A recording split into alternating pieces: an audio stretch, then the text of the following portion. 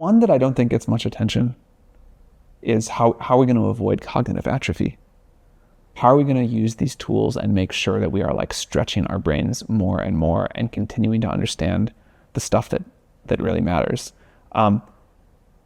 There's lots of versions of this that don't. Like I remember when I was in school, I had this professor tell me like, you got to understand compilers. If you don't, you will never be able to be a good programmer. Somehow that wasn't quite right. But understanding at a reasonable level, like how the major components of a computer system work has been important to me. Forced to imagine a scenario where we are somehow oversupplied in compute in 2 years' time. What would be that story? It does feel possible. If the models get so smart and so efficient that they can kind of do everything we need and, build every piece of software we want. And if the bounds of our attention are such that like they just cannot absorb more than what it turns out a fairly limited amount of compute can do, then we can get into oversupply. Also, if we don't drive the cost curve down because we hit some sort of scaling wall, we could also get into oversupply. Like the observation about uncapped demand implies a certain price. Can you give your point of view on scaling laws today? Looking great.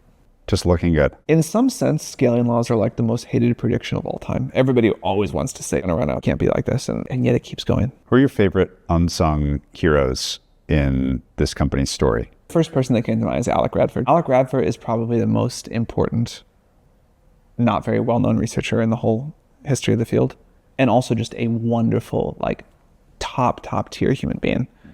He did the work that really became the GPT series, among many other important things.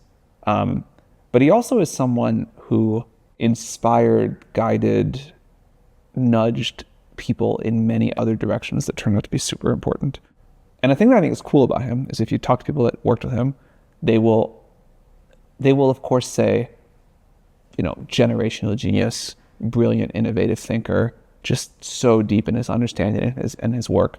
But everybody will tell you before they finish their statement that just like one of the nicest, most positive, best people they've ever interacted with. I love formative moments. And so as we wind up here, I'm curious to ask one of each. If you think about the whole OpenAI experience, what moment or chapter or whatever are you most proud of? Start with the other one, which is what was like the most instructive thing that maybe you got wrong or did wrong or what have you, and what was it like to learn from it? I mean, a lot of things have gone wrong. A formative one that went wrong, which I haven't talked about much, is we made a mistake to try to innovate in our structure in the beginning.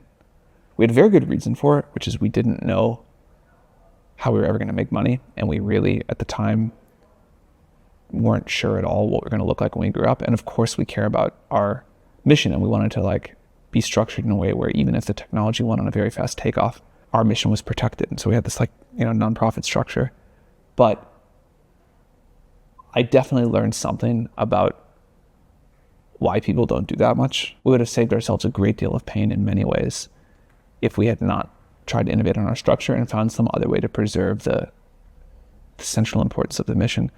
Maybe there was no other way. Maybe there was, for what we were doing and kind of the importance of it, there was nothing other than an exotic structure we could have come up with.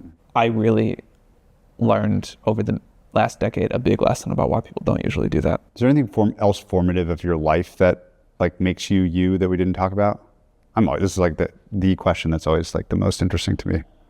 Becoming relatively immune to people having strong opinions about me that I think I developed later in life as like realizing that, man, just if you're going to be at the center of like this crazy revolution, everybody's going to project a lot of stuff onto you, and you got to just quickly learn to make peace about that. I think there were also things I learned later in life about like how to be very calm and not anxious really about stuff. In terms of what drives me and what I care about and kind of like how I want to live my life, on the whole, I felt like, for whatever reason, the like 10-year-old version of me was pretty like fully formed. I think I just like kind of came out this way. How about the thing you're proud of looking back on? I'm most proud of how many times we were right when the rest of the world was wrong in an important way that put the world on a trajectory now that I'm very proud to have played a role in. That feels awesome. And then also like for all the crap that's happened, like the spiritual growth or whatever you want to call it that I've gotten to have of like learning just incredible resilience and what that does for like making me happy in the rest of my life yeah, very grateful for that. 雷锋网现已上线 IC 苗、ICRA、CVPRI CML RSS、WAI CIJ、CAI 等顶会专区，专区以系统性整合顶会的论文解读、报告全文、专家 PPT， 进入专区直达经过筛选的深度内容。未来我们还将上线 ACL、Newer Ips 等多种学术顶会专区，快来扫码抢先锁定。